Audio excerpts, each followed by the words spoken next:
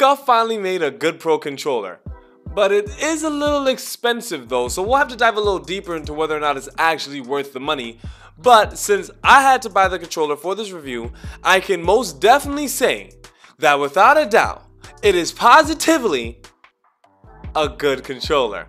Now let's get into it. Now this is a little off topic, but my subscribers do know and have seen that I love to color coordinate with whatever controller I'm reviewing.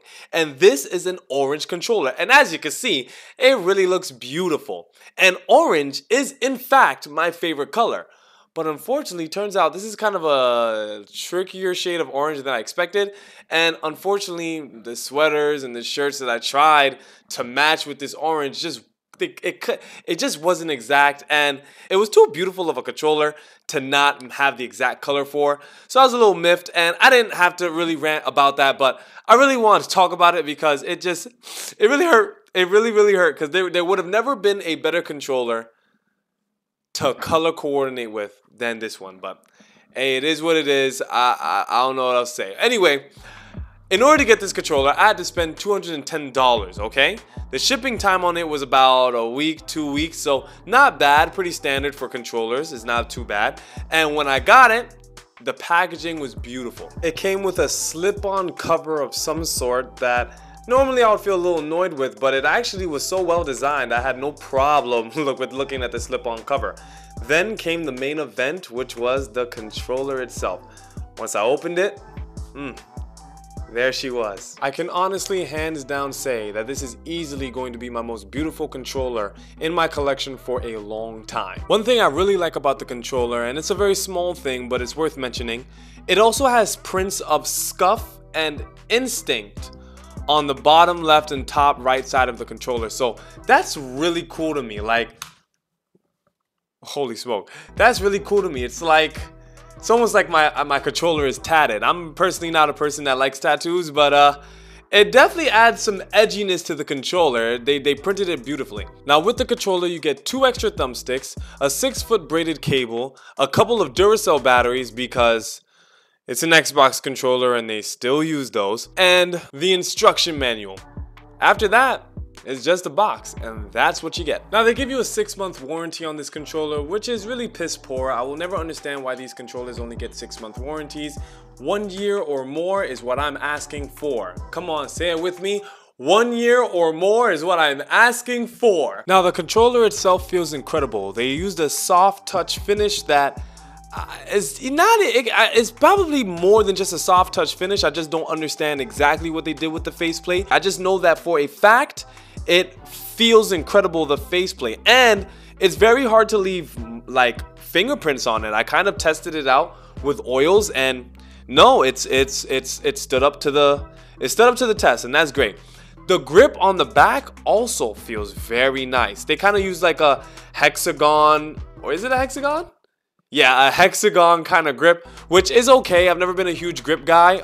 It's not the best grip I've ever had, that's for sure. It's definitely not the best grip I've ever had on a controller, but it's a fine grip nonetheless. Now, as for the thumbsticks, they decided to go with like a rubber compound or rubber composite kind of thumbstick, which is a huge upgrade from the kind of thumbsticks we were dealing with before on previous Scuf controllers. And I'm very happy that they did this because what they were doing before didn't even make any sense. I think they were like the only pro controller that I knew of that you had to constantly keep rebuying their thumbsticks. It was really embarrassing. Now these aren't the best thumbsticks I've ever used, but they're definitely on par with the average thumbstick today, so that's a win, I guess. But now let's get into the features of the controller. The controller comes with a removable faceplate. You just peel it off from the top, and then boom, you have access to the inner workings of the controller. From there, you can replace the thumbsticks or even take out the Dpad, of which is magnetic. Now I know you just heard that the Dpad is magnetic, so some of you might be wondering, whoa, is the Elite Series 2 magnetic Dpad going to be able to be used on the Scuf controller Dpad? No, it won't, and not the other way around either. So there's no switching of D-pads for either of those controllers. The D-pad is for the controller that it came for, unfortunately. But hey, gotta try, right? But now let's get into the... Oh, wow. It's naked. Let me put it back on. I'm so sorry, guys. But now let's get into the trigger stops on this controller, which are by far the absolute best trigger stops I've ever had on a controller, period. Now, what makes the triggers and trigger stops on this controller so amazing is that it uses a mechanical switch. Now, if you don't know what a mechanical switch is, it's just the same exact clicking press that you would get when you use an actual mouse. And if you know anything about gaming, there's no quicker action than a mouse click. So now they went and put a mouse click in the controller. And if you don't believe me, just watch.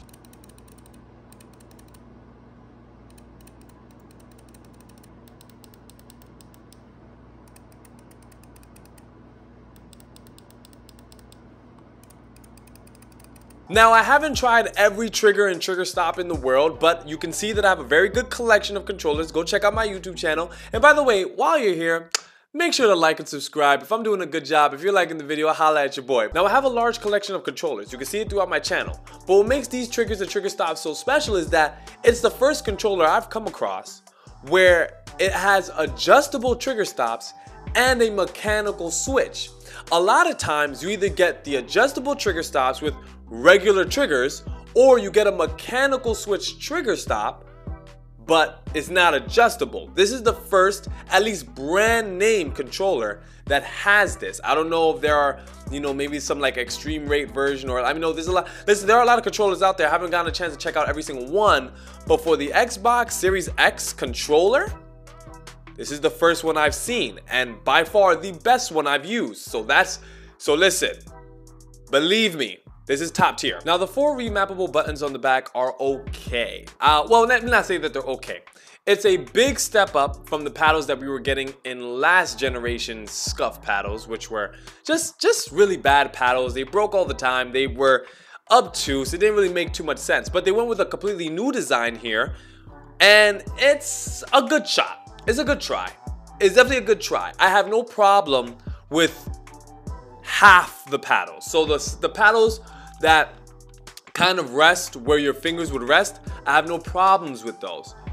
It's the inner paddles that don't exactly make too much sense. I mean, if you got really swifty, you definitely could do a little something with them. I could see it. I could really see it, because I can also feel it. Like, if you practice with these paddles, I think this might be the first controller where I actually do feel like you could probably use all 4 paddles, because they literally put each paddle, I said paddle, I've been saying paddles, wow, buttons, because these are actually buttons. This is really the first controller where I genuinely do feel like a person could use all 4 buttons. Like, I could see it. I could see it. It would take a good amount of practice, but I do think it is way more doable than a lot of the other 4 button controllers that I've tried out over the last few months on this channel. That's what I'll say about the button. One technique I did test out with the back buttons on this controller was that, so obviously, if you wanted to use all 4 buttons, you might want to try something like this with, the ring finger and the middle finger there and stuff. But since they're so close to each other, a new technique has been born on this very day, which is the ability to roll your knuckles. So you will just keep your middle finger here, and then you just roll your knuckles. So it could develop like I said, these are not bad buttons. You could be playing, and then oop, oop, oop, like, you kind of have to hold the controller to know what I'm talking about, but you could most definitely roll your knuckle, and you'd be pretty good on that. So this controller, like I said, it's a good controller. The back buttons on the controller also come pre-mapped with 3 different profiles, one for first-person shooters, one for sports, and one for racing, which is actually very, very cool. But at the end of the day, everyone's customization is their own customization, so you could very quickly just switch up all these profiles and do your own thing. But I did think that that was definitely cool, and honestly, really thoughtful on Scuf's part. And here is the LED light that will indicate which profile you're in. Like I said, they come pre-mapped. So right now we're on the first person shooter one, which is blue. But if I press this back profile switching button here, it'll change to red next. So you see, hold on. There it is. Now we're in the sports section, which is like 2K and Madden. Green means we're racing. That's the racing profile, so that's pretty cool. Again, you can take time and just remap them to your own personal specifications, and then blue, red, and green can mean whatever profile that you want it to mean. Then you also have this mic mute button, which lights up a little when to show you that it's muted, and then you could take it off to unmute. So it's pretty cool. Like it's definitely a nice feature. Again, part of like the premium that you're paying when you get this controller. And one more thing to note about the buttons is that they can't be remapped to the left or right trigger. Now normally that's not an issue for me or anybody else, but I know some people do like to map their back buttons and paddles to the triggers. That's not going to happen with the Instinct Pro or the Instinct. So I just wanted to let you guys know that in case maybe you were hoping that would be the case. Now the reliability of this controller is a little bit up in the air. It's a Scuf controller, so we know that it's not likely to last that long. But my argument when it comes to reliability on controllers is just that no controller really lasts that long, especially if you're playing for a long time. So I feel like when you purchase a controller, you're not really purchasing it based on its durability, but more on its versatility and how much you're going to like the look and feel and overall good times with the controller. So I will do, like I will with many of my other controllers, an endurance test, a durability test over the long term. But what I can say thus far is that this controller right here is an incredible controller. It is a top 3 controller in my collection already. I'm not going to give it 1 or 2 just yet because I really need to get in depth with it. But it is very easily a top 3 controller. But it's also a top 3 most expensive controller that I have. I think it is the most expensive controller I have. No, I think the Hex Gaming was a little more expensive. I don't remember. But it is a top 3 most expensive controller that I have. So, with that being said, who is this really for? Well, it's for competitive gamers. Listen, the trigger stops, as incredible as they are, if you're not a person who's really going to be playing first-person shooters, and mainly first-person shooters, you don't really need to worry about racing games or sports games when it comes to these trigger stops and stuff. It's really a first-person shooter thing. If you're not doing that, then I don't see the point in you getting this controller. It's a very premium controller, very expensive controller. In fact, honestly, a pretty overpriced controller. That's for the, you know, the rich and the wealthy. And I can't believe I'm about to sneeze. Hold on, guys. Oh wow, I think I sneeze like every video that I make now. I don't know why. Listen, and if you were there for the sneeze, as always, please bless me down in the comments. And hey, if you made it this far, remember to like and subscribe. It really takes me to another level and I appreciate it very deeply. But this is just a controller for people who can afford it, or people who plan on doing big things. If you're not one of those 2 people, leave it alone. It's not really worth the premium like that. It just isn't. There's no point.